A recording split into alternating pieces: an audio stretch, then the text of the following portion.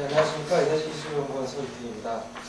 오늘은 하이드레이트 회수 기술 중에 질소와 이산화탄소 혼합가스를 사용하는 것에 대해서 말씀드리겠습니다. 하이드레이트는 많이들 아시다시피 물 분자들이 형성하는 격자 구조에 메탄이나 메탄, 프로판, CO2 같은 저분자량의 가스 분자들이 물리적으로 포획된 것으로서 그림에서 보시는 바와 같이 보이기에는 얼음같이 보이지만 여기 이제 그 에너지를 가해주면은 이와 같은 그 메탄 분자들이 연소가 되는 그래서 버닝 아이스로 이와 같은 그 특징을 보이는 것으로 그 많은 관심을 가지고 불러일으키고 있습니다.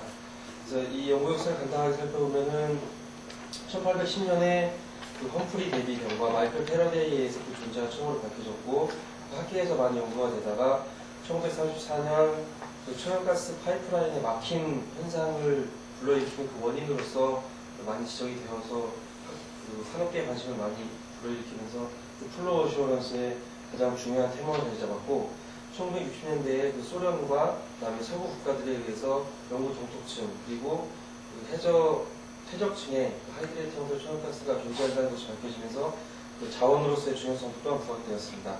그리고 이제 1990년대 이후에 그 천연가스 하이드레이트의 셀프 프리저베이션, 자기 보존 효과라든지 아니면 천연가스 저장 능력이라든지 그다음에 세퍼레이션 능력이라든지 그런 것이 강조되면서 다른 많은 응용 기술들이 지금 개발이 되고 있습니다. 그래서 먼저 에너지 자원으로서의 가스 하이드레이트의 그 중요성은 여러분도 아시다시피 이제 동해에서 하이드레이트 형태로 천연가스가 방대하게 존재한다는 것이 밝혀져서 우리나라에도 많은 관심을 끌고 있는데요.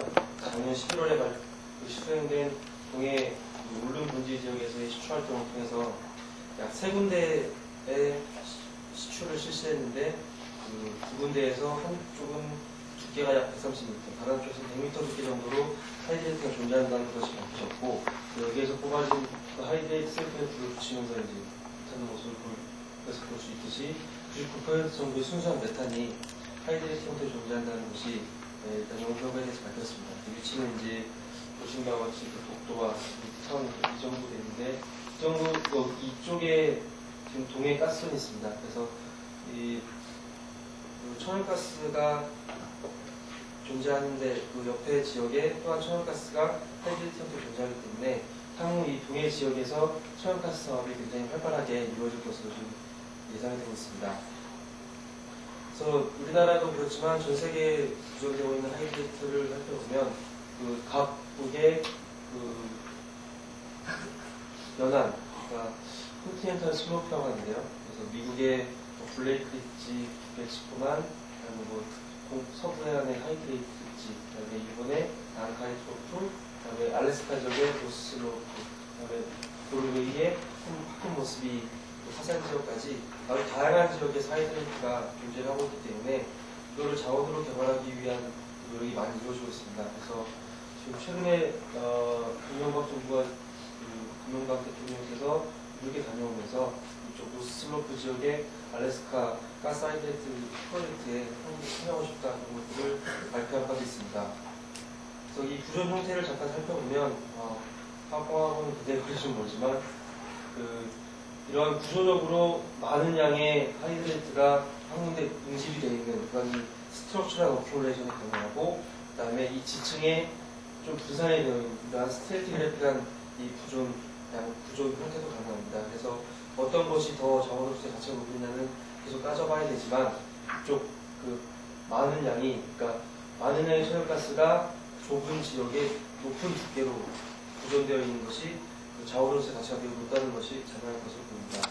그래서 그리고 또 가스 하이드레이트 형태로 천연가스가 구성되어 있는 양에 대해서 지금 논란이 많이 이루어지고 있는데 가장 컨센서스한 비교로서 봐서는 이 정도의 천연가스가 다른 오일이나 천연가스, 그러니까 통상적인 컨벤셔널한 형태보다는 가스 하이드레이트 형태로 존재하는 천연가스 양이 압도적으로 많기 때문에 앞으로 이거를 자원화하는 경우에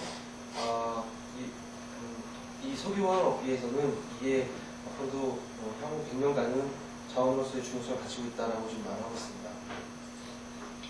그래서 그 구조원 형태에 대해서 이제 외국에서는 이제 클래시피케이션을 통해서 분류를 하고 있는데 첫 번째는 하이드레이트 층이 존재하면서 그 하부에 그 자유가스, 프리가스전이 존재하는 것을 이제 클래스 1으로 지금 얘기를 하고 있습니다. 이 경우에는 프리가스존에 그 시추공을 박아서 여기에서 가스를 생산을 하면서 이 하이드레이트 층에서 해일되는 가스를 포집을 해서 저쪽으로 그 가스를 계속 생산하는 것에 대해서 연구가 많이 이루어지고 있고, 이게 가장 쉬운 그 가스 하이드레이트로부터의 천연가스 회수 기술입니다. 그런데 이제 하이드레이트 그 존재 자체가 하이드레이트 레이어와 물만 존재하는 건지 하이드레이트 레이어만 존재하는 건지, 아니면은 앞에서 보셨다시피 그 지층에 분산되어 존재하는, 이게 다양한 상태로 존재하기 때문에 그 클래스 1에 대해서는 통상 기술을 사용해서 가스 하이드레이트를 회수할 수 있지만, 그 다른 클래스 2에서부터 클래스 4까지는 새로운 기술이 개발되어 내줘야 될 것으로 보입니다. 그래서 여기서 그런 시뮬레이션 같은 것들을 통해서 좀 연구가 되고 있는데, 동해 지역에서는 클래스 2나 혹은 클래스 3로 하이드레이트가 존재하는 것이 지금 제한이 되어 있습니다.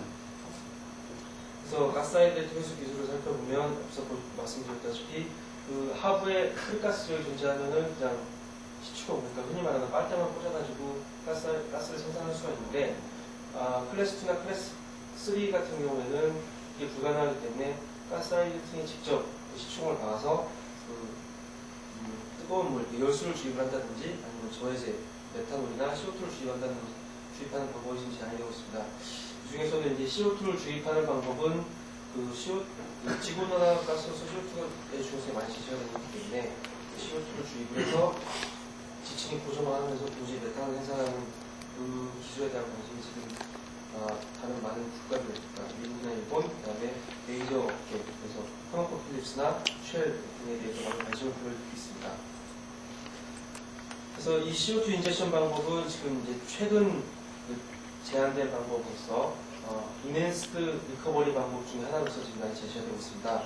그래서 제가 살펴보면 그 미국과 일본에서 많이 연구가 되고 있는데, 미국에서는 그 BP에서 수행하는 알래스카 컨소시엄에서 그 PNNL과 유니버시티 오브 알래스카 페어뱅크에서 공동 연구를 진행하고 있습니다. 그래서 통상적으로는 CO2만 주입하는 것에 대한 연구가 전 세계적으로 좀 되고 있는데, 이거를 CO2 에멀전 형태로 주입하는 경우에 그 생산 속도를 훨씬 향상시킬 수 있다는 것이 지금 PNNL 주장이고, 그다음에 유니버시티 오브 도쿄 그리고 아이스트의 공동 연구로 주장이 되고 있는 것은 그 CO2를 그래서 보시는 바와 같이 주입을 하고 다른 시추공으로부터 메탄 하이드레이트를 생산을 하는 것. 그래서 이런 통상적인 방법에 대한 연구가 많이, 원천 기술에 대한 연구가 지금 많이 이루어지고 있습니다. 그래서 제가 오늘 발표하고자 말씀드리고자 하는 내용은 그 CO2만을 공급하는 것도 일단 방법 중에 하나인데, 그 CO2 소스로서 제시될 수 있는 것들이 철강 공정에서 나오는 연소 배가스, 그다음에 조형 공정에서 나오는 연소 배가스, 그다음에 다른 다양한 화학 공정들에서 나오는 배가스들이 많기 때문에 그런 CO2를 함유하고 있는 공정 배가스를 활용을 해서 그 동해 메탄하이드레이트 회수할 수 있는 방법을 많이 생각을 해봤습니다. 그 중에서도 이제 그 포스코 같은 기업들이 경북 지역에 많이 위치하고 있기 때문에 그 기업들에서 배출되는 배가스들을 직접 이용을 하는 경우에 메탄하이드레이트를 어떻게 개발할 수 있는지, 그러한 연구로서 N2CO2, 그러니까 배가스의 20% 정도의 CO2가 포함되어 있는 것들을 메탄하이드레이트에 주입했을 때 그 메탄을 개발할 수 있는지에 대한 일단 기초연구 성격으로 좀 연구를 수행했는데요.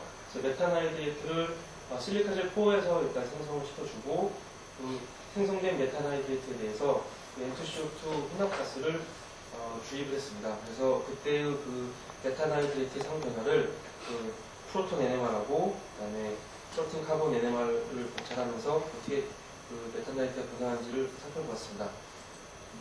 그래서 지금 이 경우는 그 메탄하이드레이트를 만든 상태에서 N2CO2를 주입을 하고 영도시 1500 PSI에서 그 키네틱스를 살펴본 NMR 결과입니다.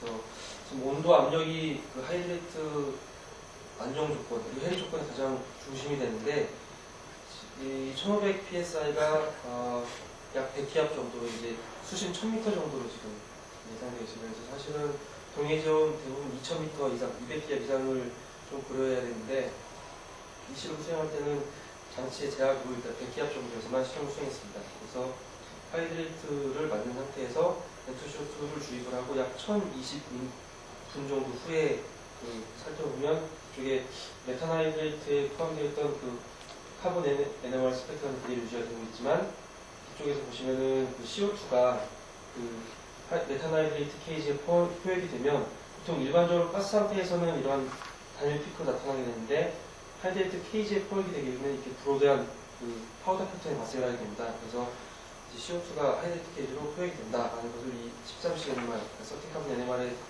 통해서 확인을 했고, 그래서 그때의 카이네틱스를 이제 NMR을 통해서 살펴보면 처음에 상승된 메탄하이드레이트가 이렇게 있을 때 엔투쇼트를 주입을 하고 시간에 따라서 쭉 보면 이 피크의 면적이 감소하는 것을 볼 수 있습니다. 그래서 이 감소하는 만큼이 이제 M2와 CO2가 하이드레이트 케이지 내로 포획이 된다는 것을 좀 말씀드릴 수 있겠고요. 그래서 보시면 한 번 더 보시면은 이 높이가 이렇게 줄어드는 것이 확연하게 볼 수 있는데 하이드레이트에 대해서 좀 익숙치 않으신 분들은 이제 피크가 뭔지, 그다음에 왜 스몰 라지 두 개인지에 대해서 좀 생각하실 수도 있는데 메탄하이드레이트가 하이드레이트 형성할 경우에 격자 구조를 형성을 하면 이게 공공의 모양이 작은 격자와 큰 격자 두 가지로 구분이 됩니다. 그래서 이 격자에 포획된 이 메탄 분자들이 NMR을 찍게 되면 각각 다른 분자 원종을 통해서 두 개의 피크로 나타나게 되는데 이 M2CO2가 주입되는 경우에 각각의 피크들이 각각의 케이지에 포획된 메탄들이 배출이 되면서 양쪽 피크가 모두 감소하는 것을 볼 수가 있습니다. 그래서 보시는 것 같이 약 1000분, 아까 말씀드린 1020분 정도 되게 되면 라지 케이지에 있는 메탄의 30%, 다음에 스몰 케이지에 있는 메탄의 약 36% 정도가 지금 치환되는 것을 이 연구를 통해서 확인을 하였습니다. 그래서 이 전체 양, 그러니까 케이지별이 아니라 전체 메탄의 양이 어떻게 변하는지에 대해서 좀 더 자세히 살펴봐야 되겠다라고 생각이 돼서 메탄의 양을 프로톤 NMR을 통해서 한번 살펴봤습니다. 그래서 이 프로톤 NMR을 찍는 경우에는 이 메탄의 케이지에 포획된 메탄과 물에 포획된 이 프로톤이 동시에 시간에 나오는데 이쪽에서 보시는 게 케이지에 포획된 메탄입니다. 그래서 시간이 지나면서 메탄 분자들이 감소하는 것이, 그래서 가스상으로 지금 나오는 것을 좀 확인할 수가 있습니다. 그래서 앞서 말씀드린 바와 같이 약 1000분 정도에서는 25%라든지 약 30% 정도가 치환이 됐는데 약 4000분 정도 시간이 소요가 되면 42%의 메탄이 치환되는 것을 이번 NMR 시험을 통해서 확인했습니다. 그래서 이게 어떻게 보면은 좀 너무 느리다는 말도 되고, 타이스 이해 교수님께서 수행하신 결과하고는 약간 좀 다른 결과라고 말씀드릴 수 있습니다. 왜냐면은 타이스 쪽에서는 1000분 이내에 약 90% 가까이 메탄이 회수된다는 사실이 PNAS에서 밝혀졌었는데, 그 경우에는 그냥 순수하게 물과 메탄만 반응시켜서 하이드레이트를 만든 경우였고, 저는 실리카젤에서 하이드레이트를 만든 거기 때문에 약간은 하이드레이트 분석과 좀 다르다는 것도 말씀드릴 수 있을 것 같고요. 그 다음에 시험 지점이 약간은 다를 수 있다는 것도 말씀드릴 수 있습니다. 그런데 지금 제 연구 결과나 아니면 영국의 헤리오바트 대학에서 수행한 결과, 그리고 일본 결과들을 쭉 봤을 때 벌크 하이드레이트가 아니라 제가 실험한 것과 같은 플러스 메디아에서의 메탄하이드레이트를 생성시켜 놓고 거기에 대해서 CO2나 N2CO2를 주입했을 경우에는 이 그림에서 보시는 것 같이 치환 속도가 획기적으로 빠르진 않다는 게 아무래도 맞는 것 같습니다. 그래서 이거를 좀 더 촉진시키기 위해서는 이 치환법과 앞서 보여드린 것 중에 하나인 열수주입법, 그래서 CO2를 좀 더 고도 주입을 한다든지 아니면 다른 기타의 방법을 함께 콤비네이션 하는 것이 좀 효과적인 것으로 지금 생각이 듭니다. 그래서 PNNL 같은 경우에도 CO2를 좀 더 고온 상태로 에머전 상태로 주입하는 것을 진행을 하고 있는 것으로 보입니다. 네, 이상입니다.